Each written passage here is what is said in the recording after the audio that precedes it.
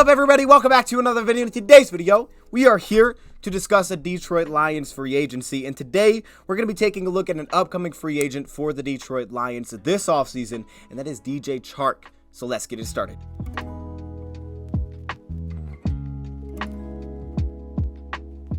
Way up, we're going to bite a kneecap off, and we're going to stand up, and then it's going to take 2 more shots to knock us down. And on the way up, we're going to take your other kneecap, and we're going to get up, and then it's going to take 3 shots to get us down. And when we do, we're going to take another hunk out of you. Before long, we're going to be the last one standing. Yes! He's a goat! Oh, there's nobody! Welcome, everybody, to another video. Glad you guys are here. Ooh, I kind of nailed that one. Y'all don't realize how many times I've recorded that intro into the video. That segment right there, I think it needs to change. That sentence that I use, whatever that is, usually I'm just kind of making noise through that and it doesn't sound right. I kind of nailed that one though. So hey, maybe I just really got to lock into that. If you guys got suggestions on what the intro word should be, let me know in the comments. Focused on an upcoming free agent for the Detroit Lions. Now I'm doing this a little bit different. The last couple of videos were positional breakdowns. We did the full free agency outlook, and I want to continue to dive into these players that are upcoming free agents, but not make the videos that long. Now, I think we did the right thing for the interior defensive line and for cornerback. I mean, those positions deserve their own breakdowns, but there's still these upcoming free agents that I want to hit on, but I want to make the video a little bit shorter. So I'm deciding to kind of just try to focus on that player individually, at least with this guy, and that is DJ Chark. Okay, by the way, if it's pronounced DJ Chark, like shark, I apologize. I'm not even sure what it is. I said Chark, and now I'm starting to say Shark. I don't know what it is. Naturally, Jameson Williams, Josh Reynolds, all those guys will be brought up in this video. With that, I guess let's just dive into it. We're going to talk about how he performed this past season, some of the things that I like, some of the things that I don't necessarily love in his game, but at the same time, what he brings to the table for the Lions, and whether or not I think they'll re-sign him versus whether or not I think they should re-sign him. Here we go. Here's the first thing. Y'all think that looks cool? I think it looks pretty cool. I think that graphic looks kind of fun. I made that, okay? I think it looks sweet. I don't know. Point is, though, on the left here, I have his statistics. Now, I'm going to walk through these a little bit because I got some weird numbers in here. But these are the stats from DJ Chark last season. You can see his height. He's only 26 years old. Put that in there for contract reasons, of course. He had 19 receptions of 10-plus yards this past season, which was second on the team. Not in the league, on the team. Definitely not second in the league. And also 9 receptions of 20-plus yards, which was second on the team. And DJ Chark, who didn't play a ton this past season. He only played in 11 games for the Lions. One of those, the first week that he returned from being on IR, he only played 11 snaps. So he didn't play a ton for us this past season, which is why I point those 2 things out, because there was definitely that element that he brought to the Lions. That was for sure. The ability to get over top and pick up chunk plays for us. I know a lot of times when you hear that, you just think kind of go balls, but it's also the dig routes. It's 10 plus, it's 15 plus, those kind of plays, no matter how you categorize them, that he definitely brought to the Lions. And I think that stat you can see right there that says 4th in the NFL with 15.4 target air yards. That's 4th in the NFL. Not on the team. In the NFL, on average, 15.4 target air yards. That's huge. So that's just right to what I just said. Okay, now he had some shots. He had 3 or 4 bombs that he hit on this season, which I'm sure pushes that number up. But that just kind of gives you a sense of the type of routes that he was running. Of course, we also have some SIS numbers to throw in there as well. And these are pretty big numbers to take a look at here. Just thought were really interesting, some of their advanced stats. You can see his boom percentage is 38.5%. That's actually 3rd highest in the National Football League this past year, meaning a very successful play for the offense. And then his bust percentage was 23.1%, which was the 8th highest in the NFL. I'm not completely sure how that one is what it is. I mean, there was 1 interception, I guess, technically when targeting DJ Chark, but regardless, the big play potential is definitely there, and I think that's just kind of their way of showcasing that. Also, you can see a big one for us. 80% of his receptions were first downs, which would have been the most on the team, I think, aside from maybe Penei Sewell, because he had the 1 for a first down. 80% is extremely high. Again, not a huge sample size there in terms of receptions, but it does tell you about where he is catching most of these passes. And then you have the one like Green Bay, where he was short of the first down, but it was clearly designed for him to get the first down on a 3rd down and short attempt for the Lions. He also, against Green Bay as well, picked up multiple, you're talking 2 of the biggest first downs that we had on the season. In that same game, he was targeted on both of those. First off, the flat route, he came back and hit the curl route to basically be the dagger in that game. So they went to him in the 2 biggest moments as well. And you look at his normal stats, 30 receptions on 52 targets. This is according to Pro Football Reference. 502 yards, 3 touchdowns. Now, one metric system has him with 3 drops. I think Pro Football Reference has him with 5. SIS has him with 2. So I guess this depends on who's really grading that. But also 34 pass interference yards forced, which was basically just the heave that we chucked up to the end zone. If you can remember when no one was open. I think that was against Chicago, and they called a pass interference, and we got the ball at the 1-yard line. Also see a stat I wanted to kind of separate from the rest there, and that is from week 13 to week 18. Now, again, I try not to just pick random weeks because I don't feel like that's fair, but I think this is sort of fair, okay? So what I'm looking at here, he came back in week 11 for the Lions, but he only played 11 snaps that week, all right? So I'm not really including that one because he was just kind of getting his feet wet. He was like there, but he wasn't really there. Now, week 12, he did play, which was against Buffalo. He didn't have a very big stat line. I think he had 2 receptions in that game. And then you move to week 13, we saw his breakout against the Jacksonville Jaguars. And from then on, he had a very good stretch for the Lions to finish the season. And obviously, he missed a lot of time at the beginning of the year, so we don't know what he would have looked like if that was the case, because he came out and he actually didn't play bad to begin the season either for the Lions. Against Philly, where he came out, and I think he dropped his actually first pass on a curl route in that game, but ended up finishing up with 4 receptions, 52 yards, a great touchdown on Darius Slay. Washington, he got a few targets in that game, didn't come up with any receptions. And then against Minnesota, he had 3 receptions in that game at week 3, and then he went out with the injury. So we missed a huge stretch there of seeing what DJ Chark was. Obviously, that's why his stats for the season are like they are. You can see his per game averages, 2.7 receptions on 4.7 targets, 45.5 yards per game, and 0.3 touchdowns. So basically a touchdown every third game that he plays in. Now, I think there's also something that should be pointed out here. Speaking to that sort of, you can see if you go back up, 318 routes he ran according to SIS, and in that he had 30 receptions. So basically 10% of the routes that he ran led to a reception for DJ Chark. Okay, that was just quick math right there. Boom, right off the top of my head. And it's not even right, but it's close. And also a quick little note, which we will revisit, but by the end of the season, with Jameson Williams starting to increase his reps, we saw both Josh Reynolds and DJ Chark losing reps towards the end of the year in terms of percentages. But one thing that I noted from the 2 games I went through, play by play and passing the football, I noticed a lot more of DJ Chark with Jameson Williams rather than Josh Reynolds with DJ Chark. Also, 9.7 yards per target, which was the most on the team, and when targeted, it led to a 101.6 pass rating. Obviously, the big plays have something to do with that, and that's usually what it is, touchdowns, interceptions, they kind of move that needle. But 101.6 pass rating when targeted, that works. I think Josh Reynolds was like a 99, and obviously, St. Brown, when he goes to him, usually good things happen. And then finally, his PFF grade was ranked 47th in the National Football League. There was a lot of guys kind of clumped together at about the same spot there. So I guess if you're thinking 47, you're thinking like number 2. I think it's something that you hate to talk about, but you just kind of have to, because what we're talking about, that's an extension, right? It's one thing to give a guy a 1-year deal like we did last year, who had the injury history that he had, and you say, hey, we'll see if he's not healthy. Obviously, that's going to affect the extension. But now you're in that talk, you have to look at the fact that, is he going to be healthy for us? And it's not something that you can exactly predict. Just because he's had injury in the past doesn't mean he's going to be hurt again next season. And if he wasn't injured, doesn't mean he couldn't be hurt next season. But you could probably predict based on this that he's going to miss a couple of games, probably about 3. I don't know, just throwing a number out there based on how many he's played historically. Obviously, the biggest concern for me is the fact that he's had multiple ankle injuries. Last year, he played in 11 games, meaning he missed 6. With the ankle sprain in 2021, he had a fractured ankle, which knocked him out for the rest of the season against Jacksonville, so he only played 4 games. 2020, you can see just tons of different injuries, but he only missed 3 games that season. He played in 13 games. 2019, he played in 15 games. 2018, with a quad injury, he played in 11 games. So he's been a little bit kind of hit and miss with injuries. Next thing I want to do is kind of just discuss what I saw from him. So of course I went back, rewatched DJ Chark, went through all of his games from this past year, took some notes, and here's some of my main takeaways, my main notes from him. I had to kind of go down that little rabbit hole of not only taking a look at what he did, but also taking a look at how that impacted Josh Reynolds and also impacted Jameson Williams when he came back from his injury, what they did on the field together. I took 2 games and I just tracked what the Lions did, the impact that he had against man coverage, those kind of things, discuss some of that. But first off, on the left here, to keep it kind of simple, just some of my main takeaways from watching what he brought to the table for us this past year as a Lion, not elsewhere. This is strictly in 2022.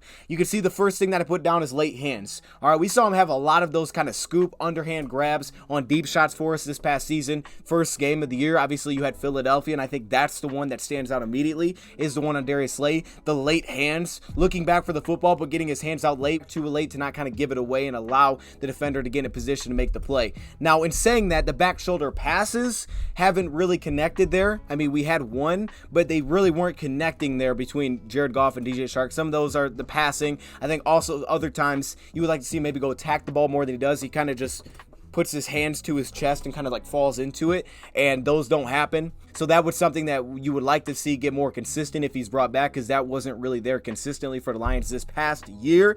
Another thing that I really liked, his route pacing. Now, I say this in a lot of different ways. That doesn't mean just running fast, but route pacing. And this shows up in two different things specifically. You can see the zone field that I hit next. Route pacing for me meaning feeling the design of the play, when he needs to hit certain pockets of his route. Some routes he's flying through it. Is it man? Is it zone? While at the same time, timing it up with the quarterback. One thing that got really good with him and Jared Goff was those quick hitting play action routes. You can see the stem acceleration. His ability on some of those quick hitters where it was just straight up play action, 5-step turn and fire, those kind of things were to a point there. You had games down the stretch where Goff wasn't even having to see him break. He was just putting it out there, kind of anticipating where he would be. And with his speed off the line and consistency there, his acceleration, he was able to get to those spots very quickly, quicker than, you saw a guy like Josh Reynolds likely get to that spot if he had to do that. Chark had an ability to not only explode off the line of scrimmage, but also sell himself as if he's really taking off and get guys to back up and give him just enough space. And then again, the timing of the route to make plays. And at the same time, route pacing shows up a lot of different ways, but especially in zone coverage, timing up the dig routes, also making sure that he's in a position where he's not maybe pulling the help to him or also taking the help away from someone else. Great example. We missed the shot before halftime against Washington. Because of the defense, you could see he had to kind of slow his route, making sure that safety would bite down on the curl route opposite of him. And once he did that, then he could take off and break into that post. But if he took off first, you may get attention there from that safety. He may drift back and now you kind of take yourself out of it.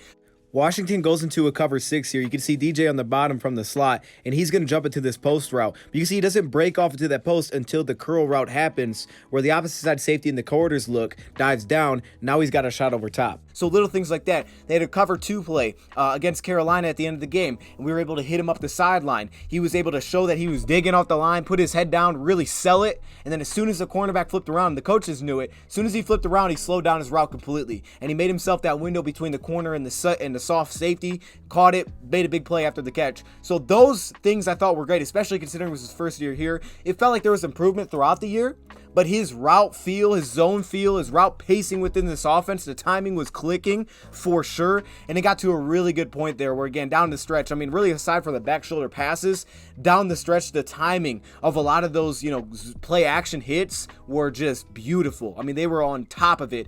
And I also think, again, sometimes because he can kind of get to it quicker if he needs to, sometimes you would see with Josh, we could still hit the pass, but you'd see Goff would have to maybe maneuver the pocket a little bit. You needed Chark to get to it quicker. He could fly through it a little bit faster than maybe Josh Reynolds could fly through a dig route and get to that spot. That way Goff can get out of his hands just a little bit sooner. So I loved that within his game. An explosive release. He was really good off the release. I thought he was really good off the release. I mean, you get some things here and there, but for the most part, he won off the release a lot for the Lions. He was very explosive. He could take off fast. Obviously a free release, he can go with the speed release, things like that. But when he's getting pressed up, he won a lot, and a lot of times he can win with his feet. I still think his hand usage is a work in progress, and I think it showed up more through the stem of the route or at the top of the break. But off the line, his utilization with his feet, the explosiveness, the twitch you kind of saw, which again, from dude at 6'4", you don't always know if you're going to get that, right? That can be an issue, especially from a lot of the tight alignments we do on ball, right? We put him in a bunch on ball. How fast is he going to be able to get off the line and get to that 5-yard route for us? Well, there was a great example this past year. I think this again against Philly. I'm not sure why that's in my head. But James Bradbury, I mean, he shook him off the line immediately, created a lot of separation, hit a little stick route right there for Jared Goff, and he took off after the catch. And that was, I believe, a first down pickup for the Lions. And it was that kind of explosiveness that you saw from him to kind of take off. And that also shows up, of course, when he's throwing the go ball or the fades and they're trying to get a one-on-one shot. But that's where I saw it. When he was pressed up, that explosiveness he had in the lower body was very impressive for a dude at his size. Now, this is something I thought he was just dominant at. I thought he was just dominant with the one-on-one double moves. He almost seemed like he could always get on top if he wanted to. And this is, I pull it back to what Ben Johnson said, and I'm going to address this a little bit more, so let me not go fully into it. But it was something that we said we wanted to have kind of those threats on the outside. We always talk about being able to stretch the field on the outside that we didn't really have last year, but you definitely saw that with DJ for us. You saw that immediately. That kind of element that some guys have and some don't. But it felt like if he was singled up, especially against off coverage, but he could give you a lot of problems there. His double moves were disgusting, and they wouldn't always have to be the full, sold out, the out and up. It wouldn't have to be all that. Sometimes it could just be a jab and then get upfield. He had that weird little lean to him here against the Jacksonville Jaguars where he just always seemed like he could win the leverage here on off coverage. We can kind of just lean inside and outside, and then he's able to get that step, and he has that speed to just stack on top. Here, speaking of lean, here he's on zone coverage. Take a look at this. See how he flattens out that route with the high safety? That change of direction felt sort of effortless for him against an outside corner who's not always built to cover that one-on-one. And without safety over top, he consistently got over top of those routes. And that's where you saw a lot of those big shot plays that Jared Goff was able to hit when singled up on the outside. Tracking underhand scoop, a lot of his big play catches were those. They were kind of just, underhand, kind of let it cradle it in, fall into your lap. That was definitely something there. Carolina was one of the best catches, probably his best catch of the year. We run a lot of that corner route for him, but a lot of times it was almost kind of running off the defense. But that's not to say it's never in play. You get the right coverage, and it is in play. And I believe that was cover 3, and he had that hole up the seam there, and Goff just let it fly. I mean, it wasn't like he caught it in stride. He had to adjust to it, find the ball, and then underhand scoop that thing in, contested. That felt like a Marvin Jones catch to me personally. So just having that ability to make defenders pay. Now this one, Goff decided not to throw it. We run a lot of these corner routes. On this time though, when you're trying to put a safety on it basically because you're playing like that cover 6 defense and you have that safety, you want to make that guy pay. And here with that double move, he got a step over top. Goff didn't love it. We scored the next play, so it's all good. But the point is he can do that. By the way, speaking of speed, look at J-Mo. I'm going to hit on the rolls for these guys at the end of the video, so stay tuned, but wow, he's fast. And middle field with outside capabilities. I think this is a really good way to kind of sum up what I saw from DJ last season, right? The outside capabilities was something that we were looking for in the offseason, but the middle field ability is something that I felt like became a huge part of his game. And if you remember from this past season, a lot of our, route combinations, we'd run a lot of dig routes, a lot of things flying across the middle for Jared Goff to kind of play to his strengths. And to that's where DJ Chark became a very big part for us. On some of those short motion, fast motion drag routes across the field that last year we would utilize with like St. Brown, but with his speed against certain man teams, you could get the switch and then he could take off across the field with that straight line speed, and that's where you could separate. But again, the dig routes, I thought he was a big part there for the Lions because it was still deeper. It was usually a first down type of route, and that's where you saw him kind of live there, was that middle of the field for the Lions. So you had the play action, quick hitters, which were a lot of in-breaking posts, things like that, but then you would also hit with a lot of the dig routes over the middle of the field, and I felt like that was a big part. This came really nice is some of these 2-man routes where the Lions could utilize a switch release, have an underneath receiver like Khalif or St. Brown who shined in those areas. That way they could have kind of the high-low going on. And then you would even have examples, this isn't the one, but you get like zone coverage, and instead of running through his dig, he would almost stand there and set a pick on his zone defender in situations if he knew they were trying to get something underneath set up through it. And then you also saw, I think, a little bit more range within his pass catching ability there as well, and willingness to fly over the middle of the field, which is something that, going back to a Jacksonville, remember he said that, he didn't get to do all these different, route types. He was kind of in a box of what they asked of him. Lions asked a lot of him this year, gave him a lot of different looks, and that's an area where he became such a big part of our offense.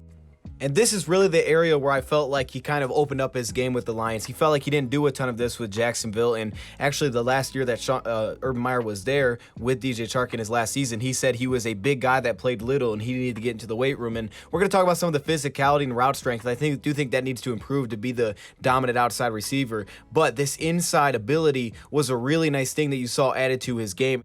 And by the way, you want to talk about dictating coverage. I think that's going to be more of the J-Mo role, but this is an example of a cover 4, and you can see that he ends up getting up St. Brown wide open because he pulls the outside corner up the field with his speed. And then finally, another thing that I loved, his blocking and personality. That's not to say he was a great blocker, but he was willing to block. And on screens, you would see him give effort. You would see him give effort run blocking. He wasn't running anybody over, but he would get in your way. He would definitely get in your way, and he would give some effort initially. But I loved his personality for it. Now, this is from the outside looking in. I don't know the guy. But I can say from watching him on the field, like, that's what you want to have, right? The personality gets played into it so much. The scouts know it better than we do. But the personality that I feel like that he brought to the Lions was big time. Okay, you never felt like he was being selfish or he wanted the ball and they wasn't getting it to him and he was upset about that. Like, he didn't bring any of those vibes with him. He was celebrating when anybody else would make a play. I remember vividly a first down that we had where it felt like an adjustment because we got a cover 3 type of look and Goff quickly kind of got out of it. I don't even think he looked at Chark, and he came right to the middle of the field and hit Shane Zylstra on the dig, and you could see the excitement. I believe this was against Minnesota, the excitement of DJ Chark there, kind of just celebrating it with his teammates, obviously in the locker room videos, things like that, but that's what you got. And I think you need that, right? It's great to have guys like that kind of character where they're not bigger than the team, man, And obviously he was trying to prove himself this year, but he's not bigger than the team. He's not showing anybody up, which we've heard talks about guys around the league. He's not trying to show anybody up. That I would like most about bringing him back. Now again, you talk about top of the route. I think a couple things here. First off, I think maybe you could add a little bit more to that. You know, I think sometimes add a little bit of a shake to it. Sometimes he gets guys on his back and he doesn't always continue to create that separation. They kind of squeeze into the route as he gets into his break, or maybe he gets tripped up and slowed down. He's a little bit more of a linear athlete. He's not as thin as maybe a Jamison Williams was coming into last year, but he's a little bit more linear, and you could see him kind of deal with some issues sometimes top of the route. But his ability to get on top a lot of times, maybe add a little more shake. Justin Jefferson does a really good job of that, where he can kind of shake you at the top. Adam Thielen, guys like that come to mind. Add a little bit more of that hand usage. Again, I felt like that was maybe more of a work in progress. You saw some misses on press, but that didn't show up as much as I felt like it showed up through the stem of the route or at the top of the route, continuing to create separation right there. I mean, physically, there's going to be issues. That's still work in progress for accuracy, timing, away from body in traffic. Maybe one of my biggest questions with him is his ability to make plays away from his body while also in traffic, also in contact. Now, that's probably the biggest thing shows up there is, to me, with some of the back shoulder throws. I get there's kind of the technique to it, but a lot of times letting it come to his body. I did like some of the nice grabs he got over the middle. He had some fantastic deep post, deep dig grabs. I got two that come to mind, but then you have the one play on Jacksonville. That was an outstanding catch. I mean, that was one of my favorite catches of the year, just stretching way back like that. It was awesome to see him make that grab. But away from the body in traffic, you know, it felt like a little bit sometimes almost as a chore to kind of reach out rather than letting it get to his body. But he did showcase that he could do it. I just wonder a little bit about that in traffic, kind of the catch point strength. Now, there was also a couple of drops in there, arguably a little bit on the easier side like this one. The one I love about this is on this separation that he gets on that dig route. This one, not all of them were the best pass either, that's for sure. I mean, this one was definitely catchable. It was kind of in his hands here. He just didn't come up with it. But I also, yes, I will question the route strength. I don't think I'll ever really question the toughness here with DJ. And I think that's something that's going to be questions, that maybe he has to get a little stronger through his routes, because there were certain matchups. Sauce Gardner against Chicago at times. There were certain matchups that seemed to give him problems. And honestly, Jamison Williams is going to have to figure it out too, because, you know, because of his build off the line, it's going to be very important that he improves his release. I think DJ has done that, improving his hands, also the explosiveness in his feet, utilizing his feet to get separation. And then finally, he wasn't a red zone threat. And I don't know if we anticipated this. I can't remember what I said about him, but with Jacksonville, you saw him make some splash plays, some fades, things like that. But with the Lions, he was basically no type of, I don't want to say red zone threat, almost more so goal line threat for the Lions. Now, he would be out there sometimes, but he wasn't that guy. Who was that guy for the Lions from receiver? Obviously, it was St. Brown, but it was also Josh Reynolds. I have the stats here, the advanced stats here. His red zone targets, he had 3 red zone targets on the season. 3 targets, that's it. Josh Reynolds had 13. St. Brown had 21. Obviously, we know our tight ends became a part of that as well, but he wasn't really that for us. So he didn't really bring that for us. Very hard to project where this is going to fall at because of how you can set up contracts. There's so many countless different ways. And I think the biggest issue that I have is when talking about will they resign him, should they resign, like that kind of thing. You have to look at it from the full picture. Like there's so much that goes into it. It's a full picture and puzzle that you got to put together. So to just single out one guy without looking at the entire picture is difficult. But a couple things we did touch on with his void years, the fact that it will accelerate if he is not re-signed. So whether or not he's extended, if he goes elsewhere and he's not a Lion next year, his void years are going to accelerate to this season, which means that it's going to be a $5.97 million void year cap hit that we're going to take on without having him. So Lions are going to be paying that. It's going to count towards the books this year. We're not going to be able to move that if he's not here because he's not here. So it accelerates to this year because the Lions, when they originally signed him to that 1-year deal as we talked about, it was kind of like a 3-year deal, but it was 2 void years. So if he's not extended, those accelerate to this year, which means you're almost paying $6 million for nobody on the team. But regardless, that's not going anywhere because even if you extend him, I believe they stay spread out from my understanding. So if the Lions extended him for 2 years, 23, 24, then those void years could spread back out to the $2.98 million that was originally set on the books of, which means that cap hit that you'd be taking on is actually technically a little bit less. However, of course, that's going to make itself back up by whatever his deal is. You would assume that his cap hit will still get above that anyway.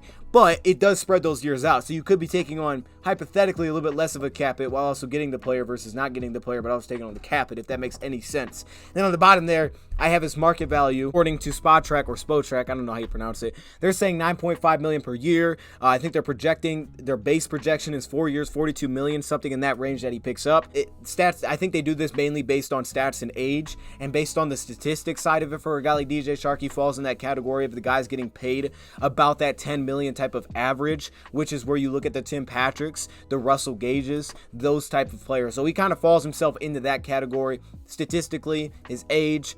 Now, I'm not lying to you guys when I say this is one of the most difficult ones for me.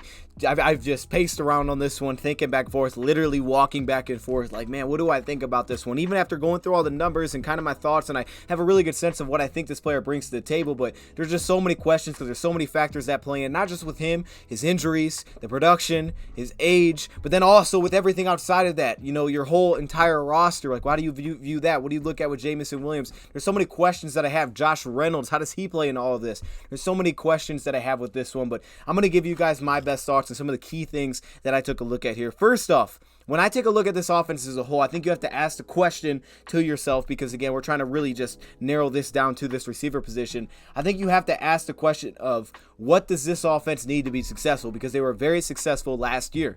What did it need when it was at its best, when it was at its peak? I think it's two things. The two most important things that this offense needs roster-wise. Number one, obviously aside from Ben Johnson, number one, a legitimate offense line. You got to be able to pass protect. That's probably the biggest thing, because we can pass protect. We can beat the zone coverage. We have a very creative offensive coordinator. A lot of our receivers find a ton of success against zone coverage, and Jared Goff can find those options. So we can beat zone, and we were very dominant against zone coverage for a lot of last season. We need a good offensive line, which we have. Potentially restructuring Frank Ragnow. I think that's still on the table. You can restructure a couple guys. I think Big V, that's probably a guy we'll talk about soon. He's a guy that's definitely someone you have to circle. He has a $12.5 million cap hit for a right guard. Understanding that Evan Brown's an upcoming free agent, his price tag's probably going to go up. Do you view him as a potential replacement for cheaper than Big V? Do you view that as a draft pick? Or are you going to go forward with Big V? Do you need a pay cut there? I think that's something we'll have to discuss as well. But that's the first thing. And the second thing that this offense needed, and I'm not talking about be successful in terms of, man, can they have a good game? I'm saying if you're going to take that next step, if you're going to take that next step and believe that you're a team that can go win the whole thing, you're going to have holes, you're going to have things that you're going to have to try to work around. But there's a couple things that you need. And I think number one for us is offensive line based on how we play. And secondly, it's a wide receiver, or shouldn't say wide receiver, weapons that can beat man coverage. That's it. That's number two for me. Weapons that can beat man coverage, because that's when this offense really took its ups and downs this year. Missing players, certain guys being out, and how much it affected us. Heavy man coverage teams that gave us issues at times this season. So good offensive line, of course, but also weapons that can beat man coverage. And I feel like DJ Chark brought a lot of that to the Lions, and that was a big reason for bringing him in. Going back through and charting some of these man-heavy games, the Lions offense looked way different with someone missing some of their outside receiver help. They had to lean on the rub routes and the fast motion and the leverage, which is something that we broke down during the year. But you also noticed a little bit more sacks. You also noticed a lot more scrambles. And at that point, you also noticed the flashes when there was a guy like Chark, which we're going to discuss here, when he was healthy on the outside to still beat one-on-one coverage. And we're going to talk about what I think his role is and the role amongst others within this offense. And when looking through those games, the Lions were still extremely efficient against zone coverage, and creativity, pass protection definitely helped. Ben John said this heading into that offseason. He said, whether that's a big guy with a lot of strength and size, a guy with elite quickness or speed, it comes in a number of different ways. But we are looking for someone that outside the numbers predominantly can win one-on-one. And if he's good at his job, dictates coverage. So they recognize where he's at all times and start rolling his way, which will open up the run game and inside. We have guys that can win. We just want to see the guys that we have, or get somebody else that can win more, that can win on a more regular basis. That's the statement right there to me that I circle. He said we have guys that can win. If you remember, guys like Josh Reynolds were no longer under contract, Khalif Raymond, but they were there. So I think he was kind of clumping them all into this. He said we have guys that can win. We just want to see them win more on a regular basis, or get somebody else that can win on a more regular basis. And to me, that's one of the primary things they were heading into this offseason. If you're signing DJ Chark, then that means you pretty much narrowed it down when you hit the draft. We got to go get that Jamison Williams dude, because then we know that he may not be ready to play. So I don't think it was that. So I think you were looking at Chark because you wanted a guy that you felt like could more often win on the outside. And you gave him a one-year deal. You gave him a prove-it deal with a potential extension in there, which could actually help out your salary cap a little bit if you ended up going that direction. So that's the first thing. And I think we saw that play out this past season, whether you look at the advanced stats, whether you just go back and watch the games, or the games that we didn't have him. Okay, there's a couple teams that we faced that played man-heavy. One game that comes to mind immediately, and it was one catch that I circled, and I said that's what DJ Chark brings that I don't necessarily feel like like a guy like Josh Reynolds brought to the Lions, and it was a play against Chicago. Chicago runs a lot of single high safety. They were in a cover one defense, which they played a lot in that game. St. Brown was pretty dominant all season, no matter what the heck coverage they were playing. I think scheme plays to that, but also St. Brown is just an absolute dog. And when they played man coverage in that game, it was clear that he was winning that matchup pretty much every single time. So he was eating and feasting over the middle of the field in that game. It was that play for DJ Chark, one-on-one on the outside, Kyler Gordon. He had a middle safety who was not cheating at his side, so he had a pure one-on-one straight up. He was pressed up, and for him to win and make that kind of grab was the play I circled and said that's something that just we didn't have with Josh Reynolds. That just ability, we talk about predominantly on the outside, to just go win like that one-on-one. Say, I'm winning this matchup one-on-one, as simple as that. I'm just going to three-step and throw it up, and he's going to go win that. And that's that kind of play that stuck with me. They use Pro Football Focus, which I think is a good one to use just because of the way that they sort out their numbers here. Man versus zone and how they performed in those categories. DJ Chark earned a 70.5 grade against man this past season. 16 targets, 10 receptions, 2 touchdowns, and a 126 rating when thrown to against man coverage on the season. All right, on the season, that's outstanding. Meanwhile, Josh Reynolds had 10 receptions on 19 targets, earned a 63.1 grade, which again, I'm assuming, from my understanding, this is not just based on, well, when he was targeted, grading every route that he ran, and he earned a 98.1 rating when thrown to, which is not bad, but he wasn't the same against man coverage in a lot of ways. You would see him get cut off at the top of routes. That could happen running some of those over routes or the dig routes that we would run with Chark, looking for some of that speed. Josh Reynolds gives me a little bit different, a guy that wins a little bit different. What do I mean by that? Well, he seems more of kind of the out-breaking route type of guy. The guy that can hit you with a little bit complex routes, hit you with double moves, things like that, break back to the ball, out routes, comeback routes. That's where he's really good. He can get separation on those. He breaks down really well at the top of routes, and then he can also play in traffic. I think arguably better from just last season than DJ Chark, catching in traffic some of those contested grabs, and I think that's a big reason why he had so many targets in the red zone, because he could just kind of take it from guys, and Chark didn't show that as much. You know, Chark had a really nice back of the end zone grab for a touchdown. So Josh, speed-wise, he has good long speed, so it allowed you to set up, and he was able to hit in those play actions where you saw when there was no DJ Chark. If you look at it, statistically in the games that DJ Chark was out, Josh held his own. I mean, you look at Seattle, first week Chark wasn't there. Dude had 7 receptions on 8 targets for 81 yards and a touchdown. Week 5 against New England, he had 6 receptions on 10 targets, 92 yards. You look at week 7 after the bye week, he was only 1 for 2 for 8 yards. That was Dallas. And then the week after that, 2 for 6 for 14. Saw kind of the way that he could hold his own. A lot of those outbreaking routes, he could still hit you with the deep in route, deep dig route down the field. He could hit you with those. All right, again, sometimes they weren't always as fast, but he could hit you with those. He can catch in traffic.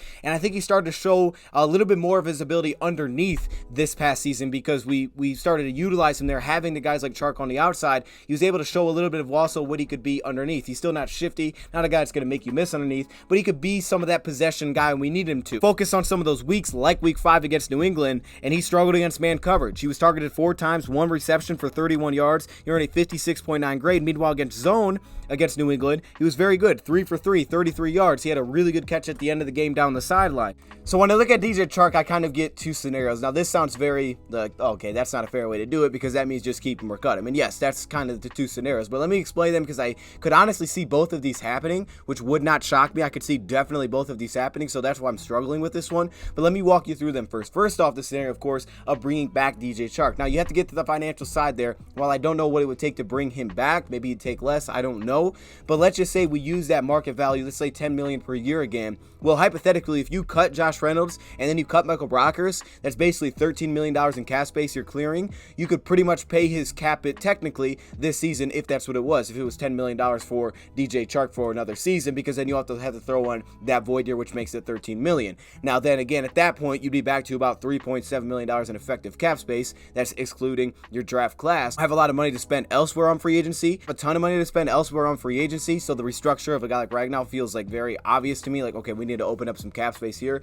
But also, if I'm extending DJ Chark, I'm also probably looking at least a 2-year deal for DJ, because I want to at least spread those void years out, potentially more than that, because if I'm extending the guy, I would like to potentially backload a little bit, like, you know, Brad Holmes likes to do with his deals, because 2024, we have some cap space, right? 9th most effective cap space. We got a lot of premium positions under contract. We could add Chark to that mix, and the receiver group looks pretty much set for Chark, J-Mo, and St. Brown for 2024 as well. You look really good there. So obviously that's the first scenario financially, but then on top of that, the role seems pretty clear to me. All right, I look at Jameson Williams, and I kind of get the vibe that he feels like our Brandon Cooks. I get it, they're a little different, right? We know J-Mo's a little bit taller, but they both have that just crazy top end speed. And what that meant for the LA Rams when they went out and acquired Brandon Cooks, a little bit shorter, 5'9", but when the Rams acquired him for the one season in 2018, that offense went nuts. It was crazy. That was their Super Bowl year when he went there. But as Brad Holmes was a part of, the next season they had to trade him away because they had salary cap issues. His cap, it jumped up to over $15 million because he was no longer on that rookie deal. They tried to extend him, try to make it work, but now they're in a tough cap situation because he also had Jalen Ramsey's contract coming up, who they had just traded for. So they had to trade him away. And 2019 was a really backward step for that offense, right? Cooks was way less productive.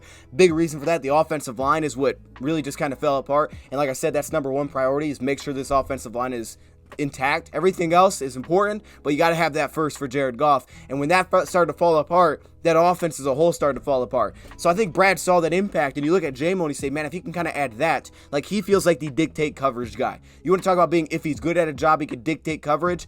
That's going to be Jameson Williams. He is extremely fast, but in saying that, we saw this last year. Obviously, he's returning from his injury, and there is still projection that goes on there. He seemed to struggle a little bit trying to get off the line of scrimmage. He had some drops in there as well. Definitely was not the cleanest thing. You wouldn't pick that out and be like, that looks like a number one, but there's also the projection side, and you're expecting that, hey, as a first-round pick in year 2, this guy's going to be that guy for us. And I think that's kind of the role I can throw him into. Then in that case, Chark is kind of like my number 2 receiver, right? Chark has a little bit of a deeper route tree to me than a guy like Josh Reynolds. He's not the red zone threat, but he's got a deeper route tree. He beats man coverage more often. He's a little bit shiftier than I think that Josh Reynolds was, than I think that Josh Reynolds is, and he adds a little bit more run after catch than I think Josh Reynolds does. So he feels kind of like our Robert Woods, that number 2 receiver that is, I don't want to call him your possession receiver, but he's the number 2 as in you're looking for him to potentially get some of those matchups against the number 2 cornerback on the opposing side, because again, some of the physical corners did seem to slow him down a little bit. The Sauce Gardners, right, those bigger cornerbacks on the outside. But if he's getting the DJ Reeds in that matchup, now you're looking to attack him. So he feels like a really good number 2. And then I think Khalifa's a lock because he's just elite underneath, which is something that neither DJ, Josh, or J-Mo really bring a ton of. But you saw from weeks 13 to 18, he took off in a smaller role, mixing more slot than he had previously without DJ when he's playing a lot more on the outside. And that role is perfect for him. It's easier for Goff to hit because he's a lot, shorter. He's a little bit smaller of a target, but he's easier to hit when he's running underneath. And on top of that, he has the elite twitch to him. He had some big plays out of that. Like, we know what Khalifa is. He was elite there. I don't think he's going to be touched because he just has too much flexibility. Then you have Josh Reynolds, which in this case, if he was still on the roster, he would be like the best depth option you could potentially get. I mean, seriously, like that's your best number 4, I think, out there. For that price point, to know what you're going to get out of Josh, knowing that if I have to put him in there, because we understand that DJ has a background of injuries and Jameson Williams also is coming off an injury. If he has to come in and start, I don't have to change a ton. He could still win over top, still win on the outside, just maybe not the same higher rate. I think Josh Reynolds also thrives a little bit more on off coverage, and I think DJ gives you a little bit more consistency against the press. Even though it's not perfect, I think he gives you more there, and again, a little bit more flexibility than I think Josh Reynolds gives you. And then obviously St. Brown, like you saw in that Bears game, he's just a middle field demon. It doesn't really matter who's covering him. He's going to dominate from the slot. So now it feels like, wow, that's a perfect receiver room. But I think there is a very legitimate chance that there's the flip side of the scenario where the Lions end up not bringing back DJ Chark because of the financial side of this. And that's where you kind of have to try to prioritize things. Premium position. Are you going to prioritize this? We understand he's dealt with injuries. Can you feel like Josh Reynolds can give you that same impact? And I think the flip side scenario is Lions come in with Josh Reynolds on the outside as their 2. Jameson is kind of that Brandon Cooks role, which is definitely a projection because we don't know what J-Mo's going to look like next year. Because again, if you just get last year J-Mo, I don't know if you're, he's got to add more to that route tree and have a better feel. And I assume that he will next season. I assume he's going to take off. But then Josh is kind of your 2. And I think, you like Josh. Does he win as consistently against man? No, but you like him, and I think he can hang as the number 2, right? Obviously, he's got a great connection with Goff, and I think in that scenario, you go in the draft, and you draft another outside receiver there, and he could potentially take Josh's spot. He could back him up. Again, another thing Brad Holmes was a part of was drafting Van Jefferson. I think we could say that didn't hit in 2020 after they lost Brandon Cooks, and they've kind of been like trying to figure out who would be that other outside guy since then, and Van Jefferson was an attempt, and that one didn't really hit. I think when you see DJ Chark, I look at him and I say he looks like a really legit number 2 receiver for me. Now, in that case, that's not saying J-Mo's necessarily the one. I think St. Brown's technically the one, but on the outside, if he gets to number 2 matchups, you're going to love that, and you feel like for a lot of teams, they're going to struggle to match up, single up DJ, and then on the flip side, send help to Jameson's side, because in reality, when you go draft the Jameson Williams that high, Jameson Williams is supposed to be that guy that just destroys man coverage, that he's like, you can't single up and press him without safety up over top, because he's just going to go crazy. That's what he is supposed to be, and he may become that next year. It would not surprise me if he is that next year for the Lions. And I think of some of the things that DJ did last season, you're hoping that J-Mo can, especially all the underneath stuff, the screens, the drags. I mean, that's why I compare it to Brandon Cooks, because Cooks was a crazy on screens, and that's what we know. Jameson has that crazy upside too, and he started to get some of those opportunities towards the end of the season. We just didn't really hit on any of those. But here's the thing that really makes me think about this topic. Lions last year, coming into last year, said they wanted a guy that could win more consistently on the outside. They then proceeded to come in with DJ Chark and Josh Reynolds, knowing that Jameson was not going to be ready. Now, I don't know if that timeline was longer than they expected. It didn't ever seem like it was. So basically, you're telling me they came in with those two feeling like they had now gotten more weapons on the outside. Maybe they, financially and things couldn't do as much as they wanted to necessarily, but they did come in with that. We were productive when those guys were healthy, which makes me think, do the Lions then believe that they need to also have Chark with Jameson when healthy? Or can Jameson just kind of become the DJ Chark, maybe in a different sense, and then you're still good with the Josh Reynolds plus a draft pick rather than having to put that much money to the receiver position? There will be some limitations with just kind of his build. He's going to be the guy that could take the top off, I view that, but he's supposed to destroy man coverage. So do you feel fine that you go in with the Josh Reynolds as your number 2? I mean, a lot of teams around the league have number 2s that are in the playoffs, but a lot of teams have them on rookie deals. Bengals have T. Higgins, he's on his rookie deal. Gabriel Davis, he's on his rookie deal. For us, it'd be paying DJ Chark. And again, you can financially make that work. I just think you obviously got to set your priorities there.